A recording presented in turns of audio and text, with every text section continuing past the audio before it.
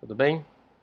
Vamos ver então aqui a nossa aula. Devido à reunião que hoje aconteceu, eu não pude estar presente no nosso horário, mas eu vou passar aqui a parte teórica do que está proposto para a aula de hoje, tá bom? E qualquer dúvida, entre em contato comigo, tanto por WhatsApp ou via Torpedo. A nossa aula é sobre medidas em saúde coletiva e os diversos indicadores de saúde, tanto para as diversas áreas da saúde quanto alguns ligados à educação física. Então, vamos trabalhar na aula de hoje essa compreensão dos conceitos e a aplicabilidade de alguns índices dentro da saúde pública de grande valor, e vou usar um pouco do que hoje nós estamos vivenciando com o Covid para tentar tornar essa ideia mais viável. Então, quando nós falamos de saúde, de maneira geral, ela tem uma relação focal no que nós conhecemos como a qualidade de vida, o bem-estar, a sensação subjetiva do que é ter uma qualidade de vida. E esses termos, apesar de serem diferentes, estão relacionados. Eu tenho saúde, consequentemente eu tenho uma boa qualidade de vida. Eu tenho qualidade de vida, consequentemente eu tenho uma boa saúde.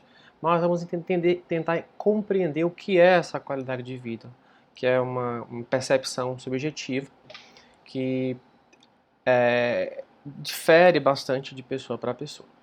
Então, quando nós falamos de medidas em saúde coletiva, a ideia aqui é mensurar esse estado de saúde, de bem-estar de uma população.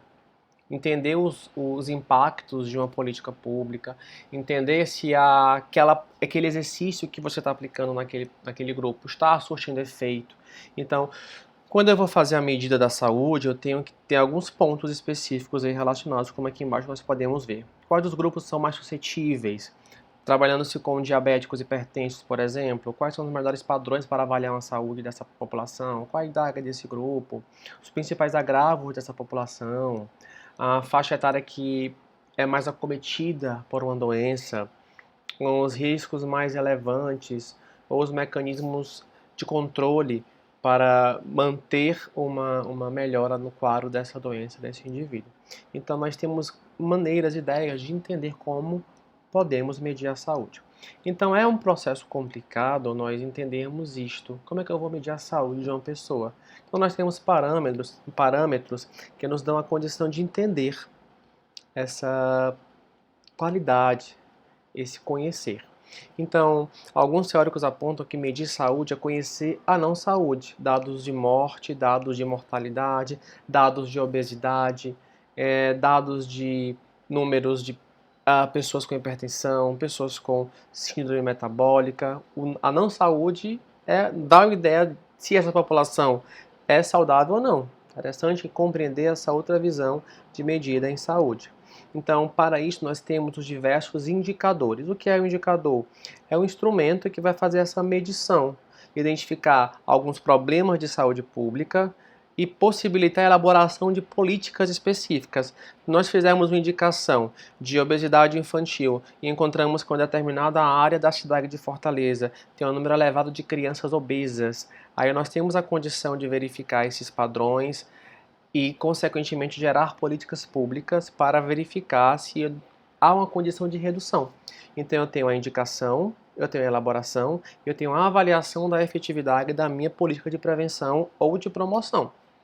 Dessa forma, a gente consegue fazer o controle desse processo. Vamos aqui ver uma diferença, uma ideia, né?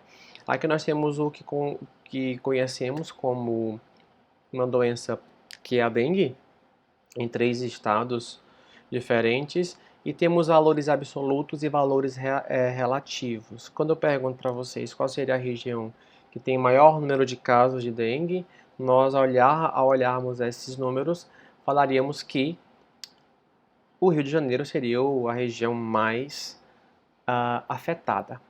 Mas a gente tem que ter uma lembrança.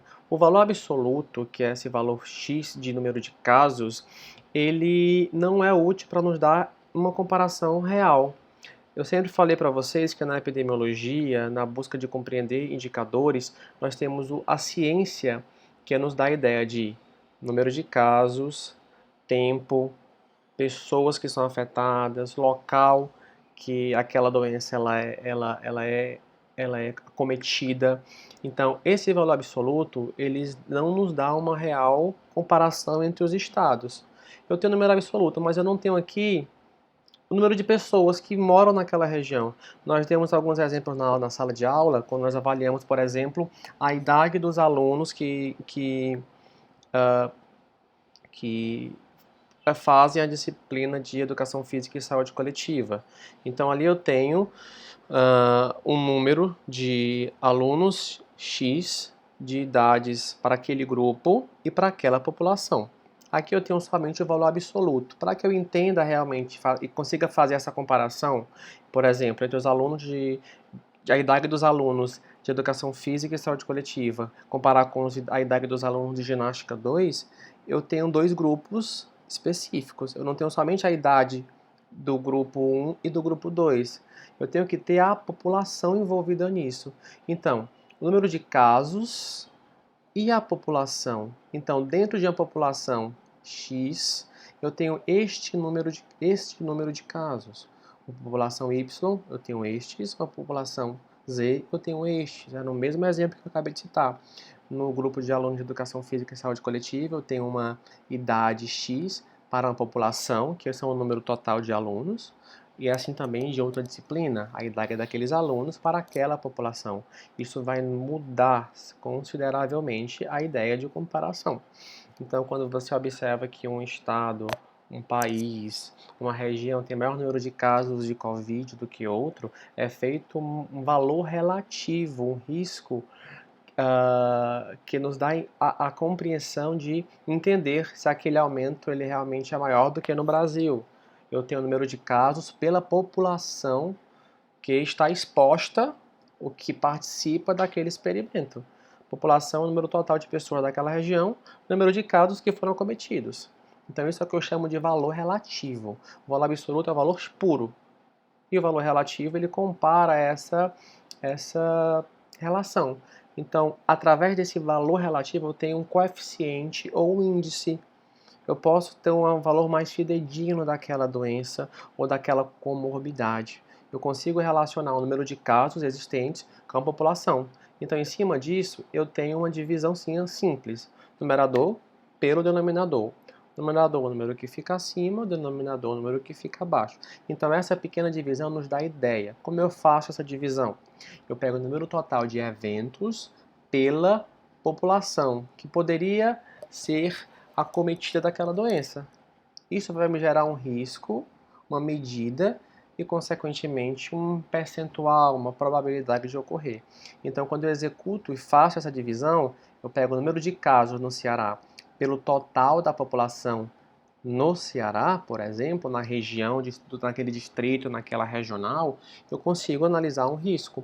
Quando, por exemplo, um estudo é feito no Ceará e analisa as diversas regiões e vê a região com o maior número de casos de dengue, é feito o número de casos reais pela população daquela regional. E aí nós temos diversos riscos. Então, observe que são 3 valores, cada um relacionado à sua população específica, e ao nós fazermos então a utilização do risco, como é que nós lemos o risco? O risco ele é feito a leitura em cima de uma base comum, que essa base ela pode ser por 100 pessoas, por 1.000, 10.000, 100.000, 1.000.000. Então, quando eu vou verificar se aquela doença, as chances daquela doença em uma população acontecer, eu tenho sempre que lembrar tempo, população, o espaço, o ano, o mês que você está avaliando. Então, nesse caso, eu fiz aqui uma multiplicação, eu trouxe uma ideia de um risco por cada 100.000 habitantes, que é você pegar esse valor e multiplicar por 100.000. Ao multiplicar por 100.000, eu tenho esses riscos. Então, como é que eu posso ler? Aqui eu tenho um valor absoluto, aqui eu tenho um valor relativo, e aqui eu tenho um valor relativo por 100.000 habitantes. Eu poderia fazer por 10.000, eu poderia fazer por 1.000. Então, a cada 100.000 habitantes, o risco da dengue acontecer no Ceará é de 255,26. Então, se eu observar esses 3 valores, por cada 100.000 habitantes, o de maior risco é a cidade de Rondônia. Então, já nos dá uma ideia de avaliação mais precisa, ok? Então, estes indicadores são instrumentos de mensuração que são usados na saúde coletiva, na saúde pública, para identificar populações de risco, populações que necessitam de políticas públicas específicas, assistências também direcionadas nas diversas áreas e diversas possibilidades.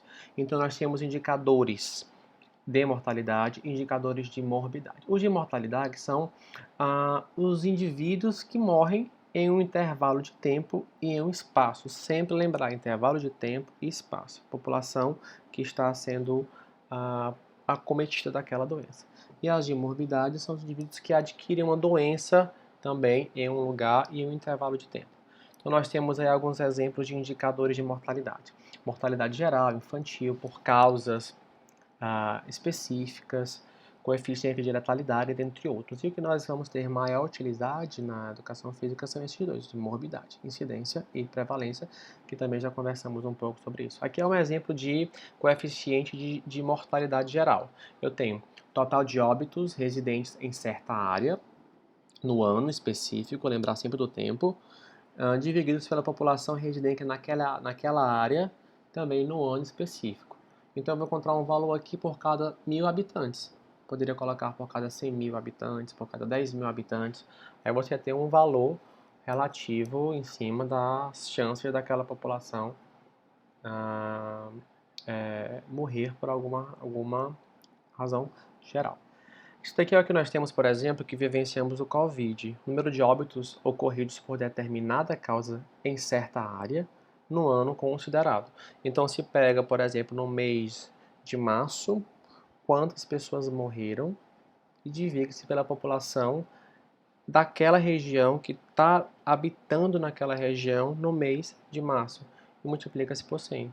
Aí analisa-se o coeficiente de mortalidade de uma doença, certo? Uma causa específica no caso do Covid.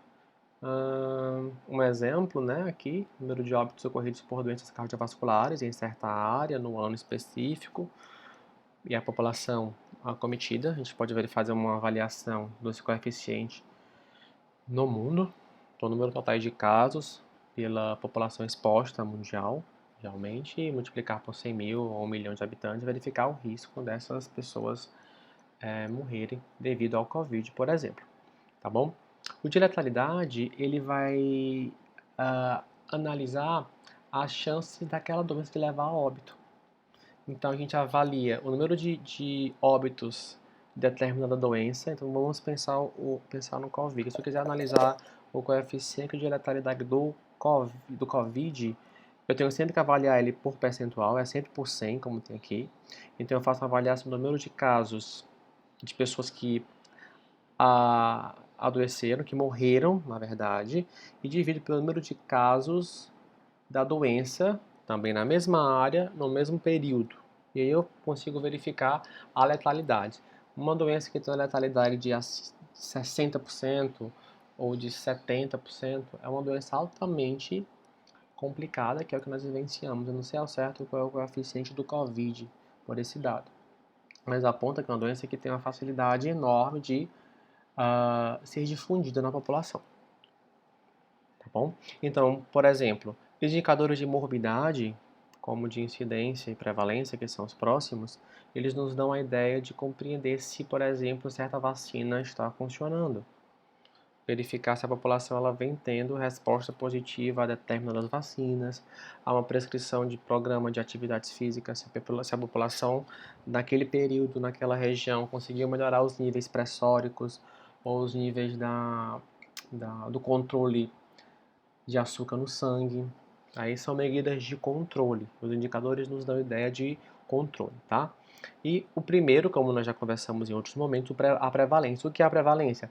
Número de doentes existentes. Então aqui mede a força que a doença tem de se espalhar na coletividade. Nós temos a prevalência de doenças crônicas não transmissíveis, que é o número de casos conhecidos de uma doença ou um evento pela população. Então, eu posso fazer uma avaliação da prevalência do Covid para verificar o número de doentes existentes em uma determinada população. Aí eu posso fazer por cada 10 habitantes, 100 habitantes, 1.000, 10.000. E esse N fatorial, ele me dá esse padrão de análise e comparação. E sempre lembrar, população, espaço e tempo. Então, a prevalência é o número total de doentes, certo? E alguns programas de avaliação, como nós temos o Vigitel Brasil, o IBGE, é um tipo de controle também para compreender a população, exemplos de avaliações, exemplos de inquéritos de investigação, temos alguns, né? Pesquisa Nacional de Saúde, Vigitel, IBGE, dentre outros. Já a incidência, ele vai verificar a velocidade do surgimento de novos casos. Então, observem como muito do que nós aqui estamos falando tem relação direta com o que hoje vivenciamos. Por isso que é chamada a COVID um problema de saúde pública, de saúde coletiva. Então, a incidência aí nos remete à velocidade do surgimento de novos casos. A prevalência são os casos totais e a incidência são os casos novos. Como é que eu faço essa mensuração? Número de casos de uma doença ocorrentes em uma dada comunidade em certo período, pelo número de pessoas que são expostas àquela doença também naquele período, tá bom? Porque não é preciso vocês decorarem fórmula, mas entender como ela é feita e como é pensado esse indicador. Não vai ser cobrado de vocês fórmula, mas saibam que é uma incidência, saibam que é uma prevalência, saibam que é uma mortalidade geral e como isso é avaliado. É sempre por 10 fatorial. 100 mil habitantes é o nosso padrão básico na saúde coletiva, mas eu posso ter por 10 mil habitantes, depende muito da região também, né? Do local específico. E aqui nós temos um quadro bem simples de ser entendido. Imaginem que esse cubo com água seja a prevalência. Aqui é o ponto de prevalência de uma determinada doença. Se novos casos começam a acontecer, eu tenho a chamada incidência. E essa prevalência junto com essa incidência são os casos totais. Então, quando a incidência está acontecendo, a prevalência da doença ela tende a aumentar, mais pessoas adoentadas. Alguns são curados, outros levam a doença pode levar a óbito do paciente e o processo se mantém. Quando essa torneirinha aqui é ligada com muita rapidez, essa prevalência aumenta excessivamente, o que pode gerar um caos na saúde pública e desenvolver um problema como o que vivenciamos.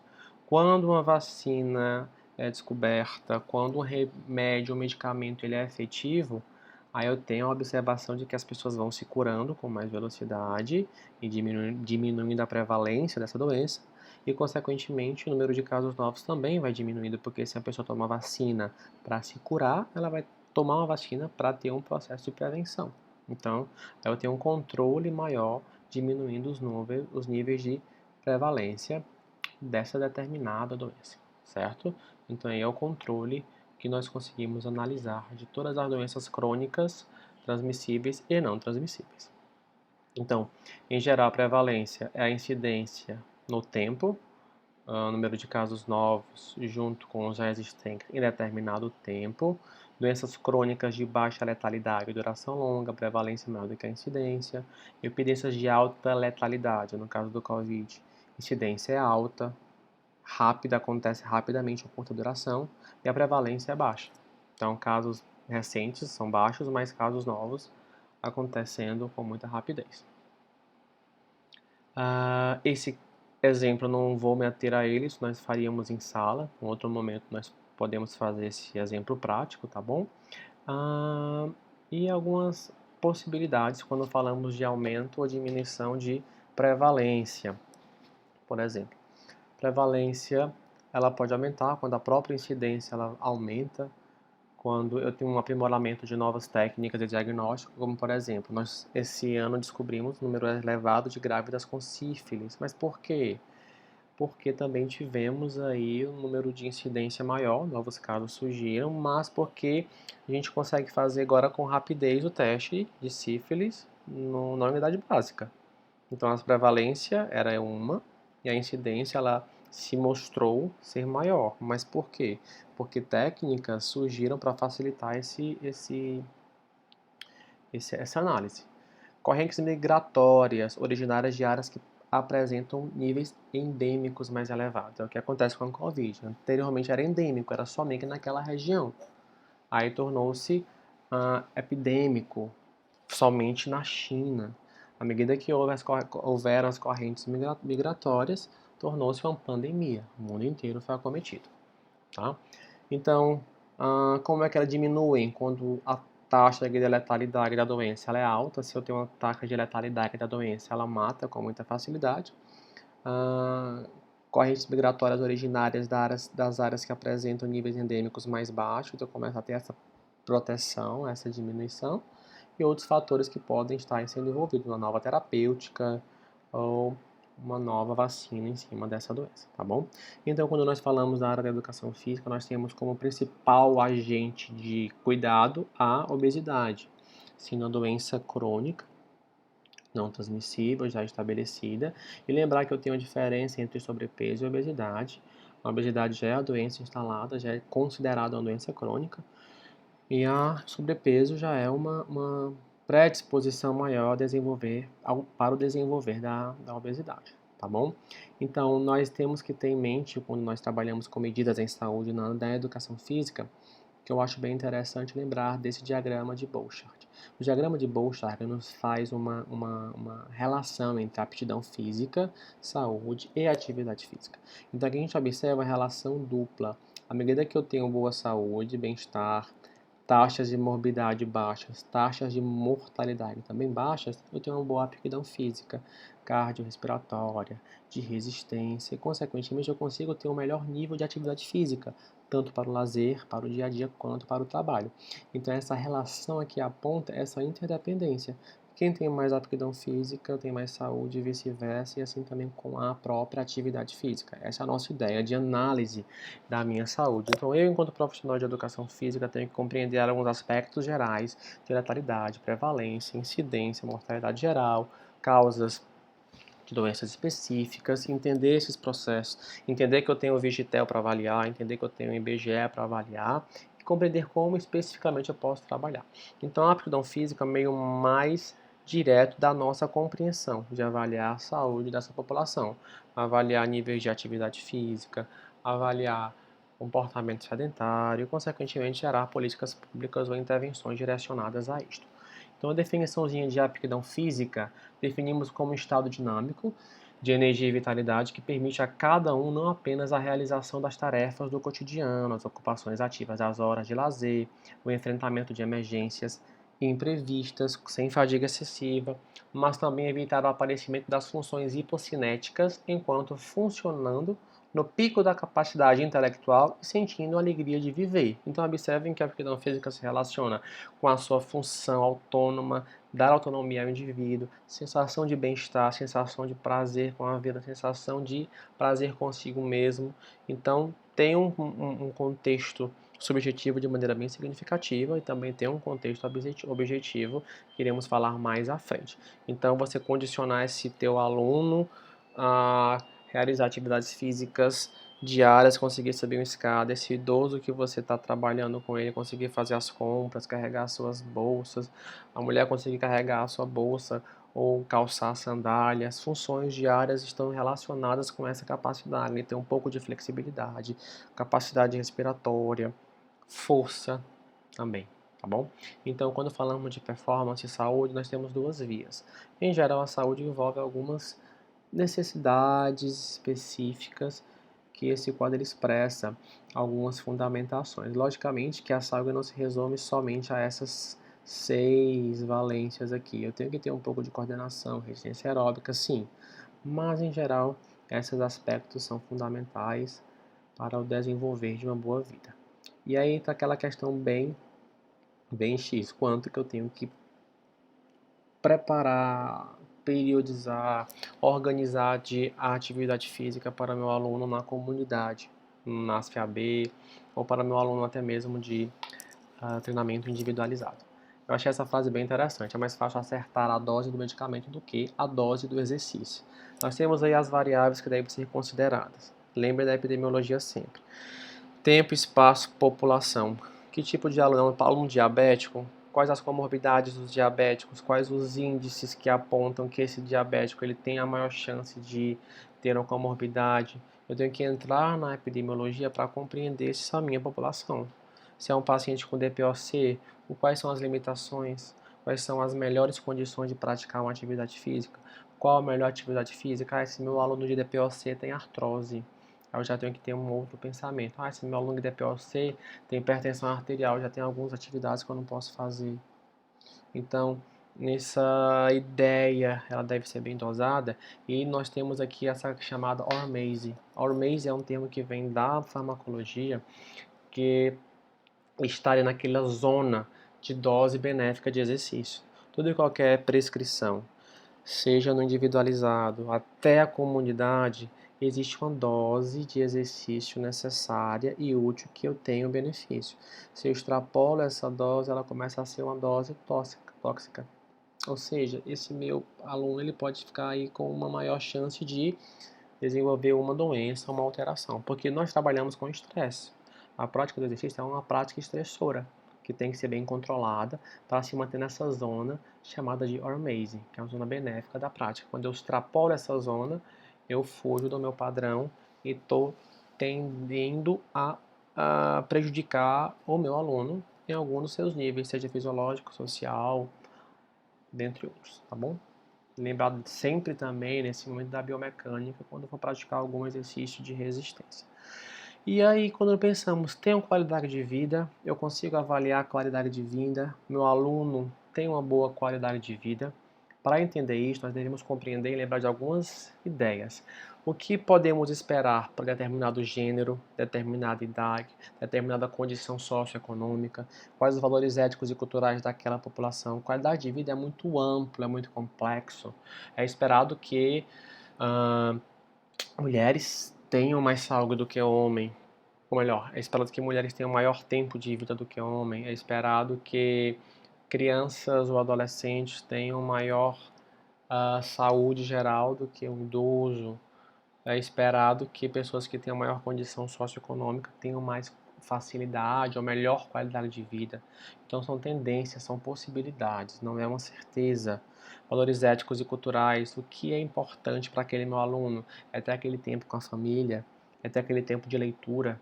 São fatores associados à qualidade de vida não relacionada à saúde, que tem padrões que eu tenho que conhecer para saber como lidar e como organizar também o treinamento desse meu aluno de maneira que ele consiga ter uma boa adesão. Isso tem que ser sempre lembrado. Então, alguns autores apontam alguns aspectos que são relevantes, especialmente na coletividade. Condição física e habilidades funcionais, eu tenho que ter isso em mente. Qual é a condição psicológica e a sensação de bem-estar desse meu aluno? Ele tem uma prática prazerosa?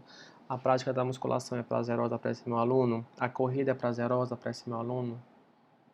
A saúde mental dele, como se encontra no momento, as relações emocionais, a interação social, que é um dos fatores de extrema relevância, especialmente para a terceira idade. E quais os fatores e condições econômicas desse meu aluno?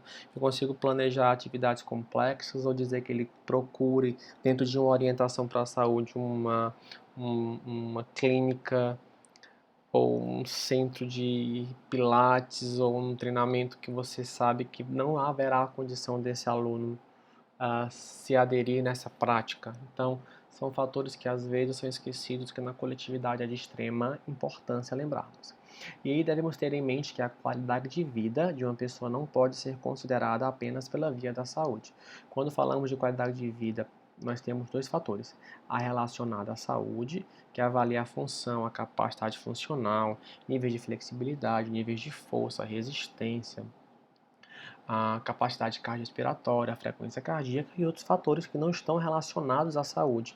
O que o aluno deseja, o que o motiva pessoal internamente, as relações pessoais, interpessoais desse aluno, o meio ambiente em que ele vive, se for uma técnica de educação em saúde que você vai ter que fazer, esse ambiente que o aluno vive, aonde ele mora, tem iluminação, se tem iluminação é mais importante, é interessante que locais com mais iluminação pública, a população ao redor é mais ativa, fisicamente mais ativa, então observem que tudo se envolve em uma população, em um tempo, em um espaço.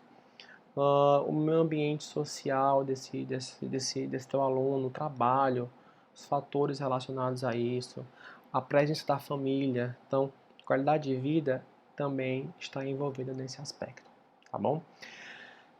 Esse estudo é um estudo bem antigo, mas é um dos primeiros estudos que trouxe aquela ideia do indivíduo ativo e não ativo, e esse autor Saltin, ele é um dos primeiros a trazer dessa importância da atividade física para o sistema cardiorrespiratório e através de então, os diversos treinamentos cardiovasculares começaram a surgir, especialmente na área médica, e o diagrama começou a ser mudado com o tempo, né? Aqui nós já temos um diagrama de Bolshard adaptado, em que tem aquele mesmo padrão inicialmente comentado, né? E aqui alguns outros fatores. Os fatores hereditários, que envolvem os fatores genéticos, doenças pré-estabelecidas, doenças genéticas, que anteriormente não era falado, o estilo de vida muito ativo, um estilo de vida mais sedentário, um estilo de vida estressante, meio ambiente, essa pessoa pega ônibus, essa pessoa vai para o trabalho de carro, essa pessoa trabalha quantas horas por dia. E o principal, características pessoais. Quais as características dessa pessoa, o que o motiva, o que ele deseja, quais os seus objetivos enquanto aluno para praticar um exercício na coletividade e no individualizado, por exemplo, tá bom? E o envelhecimento da população. Nós temos aí uma característica comum que quando a população ele vai envelhecendo, tende a se tornar cada vez mais inativa. Isso vai gerando um descondicionamento, o que vai levar a uma fragilidade musculoesquelética maior. E temos casos então aí de quedas, quadríceps enfraquecido, gerando chances maiores de quedas dessa população. O que também pode levar a uma perda da independência, tornar um idoso menos autônomo, que vai alterar completamente a sua saúde psicológica, a sua motivação, o seu bem-estar, podendo gerar instalação de doenças como depressão e ansiedade, por exemplo, e vai manter esse ciclo de inatividade física constante. Então esse é um problema crônico que deve ser pensado, por isso que a atividade física para idosos, ela tem que envolver um cunho diferenciado com a socialização, com a motivação, com atividades recreativas, com possibilidade de inserção mais ampla desse aluno, não é somente a prática, a técnica em si, mas outros valores também não relacionados à saúde devem ser pensados e idealizados. Esse é o padrão básico das recomendações gerais, que eu penso que isso que já foi visto também em outras disciplinas, quando nós partimos de atividades diárias do indivíduo para necessidades básicas de atividades aeróbicas ou aeróbias, flexibilidade, resistência, força, atividades recreacionais e atividades mais intensas. Então, nós trabalhamos com possibilidades aqui. E essa pirâmide nos dá essa ideia de orientação, organização direcionada para a saúde, tá bom? E temos então o que nós atribuímos que podemos aí estar atuando junto com nossos alunos, que é a aptidão física, que são esses atributos que possibilitam uma melhor capacidade funcional desse indivíduo. Você ensinar o aluno dentro lá na comunidade, numa palestra que você vai ministrar em educação e saúde, a esse aluno conseguir